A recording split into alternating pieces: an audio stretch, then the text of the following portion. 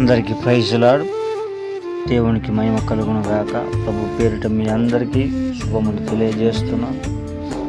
ఈ దినం మనం దేవుడి పరిశుద్ధ స్థలములోకి ఎవరు వెళ్ళగలుగుతారో చూసి మనం తెలుసుకుందాం.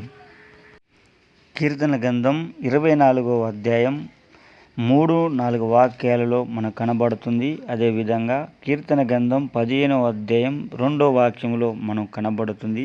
ఈ 7 విషయాలను మనం చూస్తూ నేర్చుకుందాం.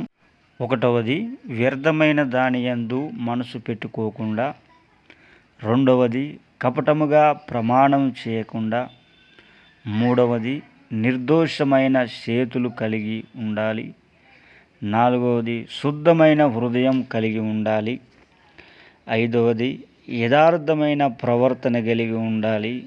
6వది, నీతిని అనుసరించుచు ఉండాలి. హృదయపూర్వకంగా నిజము పలకాలి.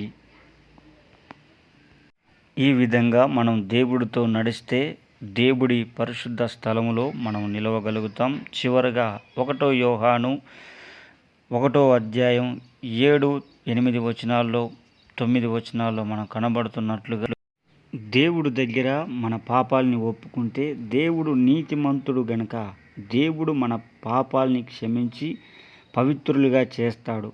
మనం దేవుడి వెలుగులో నడుస్తూ ఆయనతో సహవాసము చేస్తూ ఉన్నప్పుడు ఆయన కుమారుడైన యేసుక్రీస్తు ప్రభుల వారి రక్తము ద్వారా మన ప్రతి పాపమును కడిగి దేవుడు మనల్ని పవిత్రులుగా చేస్తాడు.